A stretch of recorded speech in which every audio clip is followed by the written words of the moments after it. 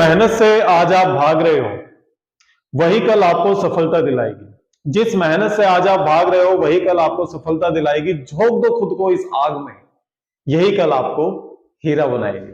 Good evening प्यारे बच्चों, मैं हरीश सर स्वागत करता हूं आपका gravity classes the future makers में। और आज आपके लिए लाया हूं क्यूब का नेक्स्ट टॉपिक। इसके अंदर हम देखेंगे हाउ टू फाइंड एन। देखिए, एन से रिलेटेड सारे फॉर्मूले हैं, तो आपको एन की कैलकुलेशन जानना बहुत जरूरी है, क्योंकि क्यूब से रिलेटेड जो भी फॉर्मूले लिखाए जाएंगे उसमें एन का यूज बहुत ज्यादा है। और क्यूब से रिलेटेड क्वेश्चंस आते हैं, और एन किस किस फॉर्म में पूछा जा सकता है, क्वेश्चन में किस तरीके से दिया जाएगा और आपको एन निकालना पड़ेगा। तो इसमें मैक्सिमम 3 फॉर्म्स बनती हैं। वो 3 फॉर्म्स के मैं क्वेश्चंस यहाँ पे लेकर आया हूं आपके लिए। इन तीनों फॉर्म में क्वेश्चन आता है, और इन तीनों फॉर्म में किस तरीके से हम एन फाइंड करेंगे ये मैं आपको आज इस वीडियो में बताने वाला हूं।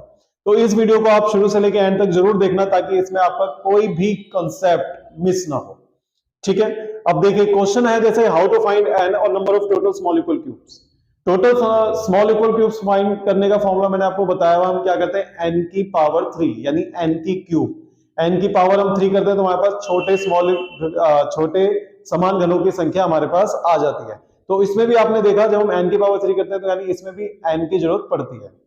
तो एन की जरूरत इसमें बहुत ज्यादा पड़ती है। तो हम देखेंगे एन कैसे फाइंड करते हैं, क्योंकि बच्चे इसमें एन ही गलत निकाल लेते हैं, तो उससे उनका आंसर मैच नहीं करता और उनके नंबर कट जाते हैं।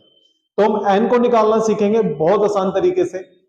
जैसे कि एक क्वेश्चन इस फॉर्म में आता है कि अ big cube cut into 1/3 side of a big cube two form small equal cubes. वो ये कह रहा है एक बड़े घन की भुजा को 1/3 यानी 1/3 छोटे घन की भुजा में कन्वर्ट कर दिया गया है।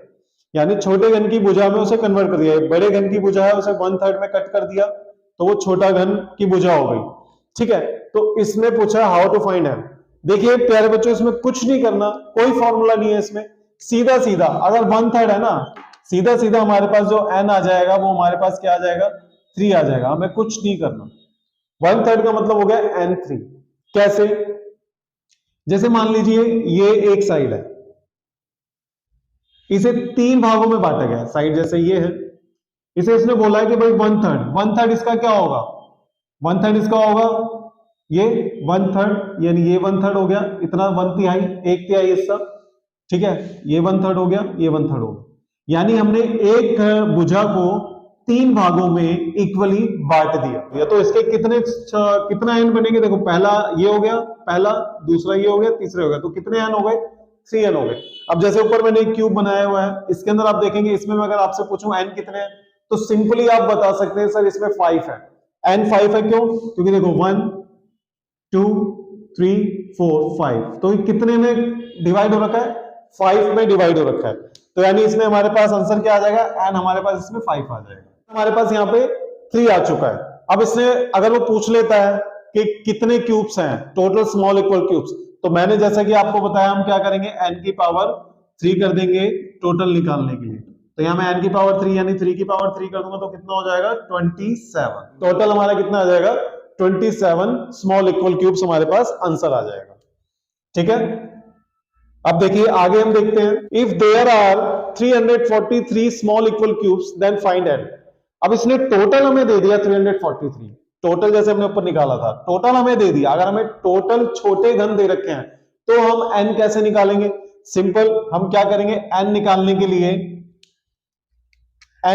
के लिए हम जो टोटल दिया गया उसका क्यूब रूट निकाल देंगे 343 का। अब 343 का क्यूब रूट क्या निकलेगा, 7 की पावर 3, ये कट गया तो एन हमारे पास कितना आ गया, 7। ये हमने क्या निकाल लिया, एन निकाल लिया। तो इसमें देखिए आप, हमारा एन 7 आ चुका है। अब नेक्स्ट क्वेश्चन देखिए, दो फॉर्म हो गए हमारे, 1/3 दिया है तो एन हमारा 3 हो गया।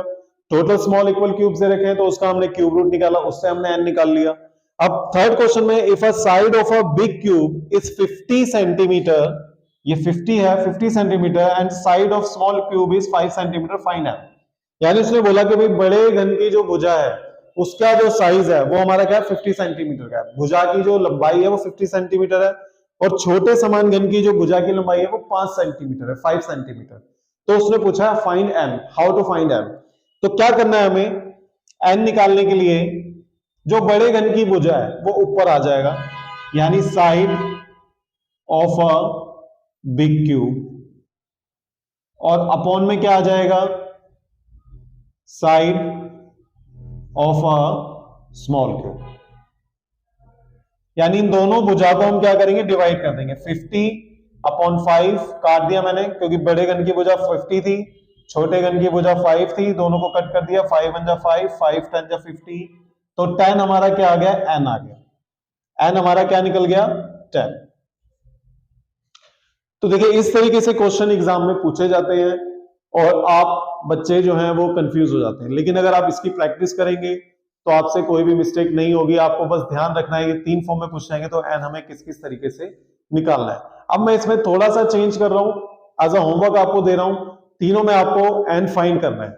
जैसे कि ये यहाँ पे मैंने 1/3 होमवर्क में आपको दे रहा हूं। Big cube cut into 1/6 side of a cube, तो आपको इसमें फाइंड करना है n। और इसके अंदर मैं आपको दे रहा हूं 125 स्मॉल इक्वल क्यूब्स। अगर 125 स्मॉल इक्वल क्यूब्स हैं तो आपको n फाइंड करना है। इसके अंदर इसमें दिया गया है आपको, मान लीजिए 28 सेंटीमीटर। बड़े क्यूब की जो साइड है उसकी लेंथ है 28 सेंटीमीटर और side of A small cube है 4 सेंटीमीटर। 4 सेंटीमीटर छोटे घन की भुजा है, तो इसमें भी आपको फाइंड करना है n। कमेंट सेक्शन पे आप अपने n निकाल के, आंसर निकाल के जरूर कमेंट करें। इसी तरीके की वीडियोस को देखने के लिए, समझने के लिए जुड़े रहिए gravity classes the future makers के साथ, और हम आपके साथ जब तक मेहनत करते रहेंगे जब तक आपका सिलेक्शन नहीं हो जाता। Thank you so much.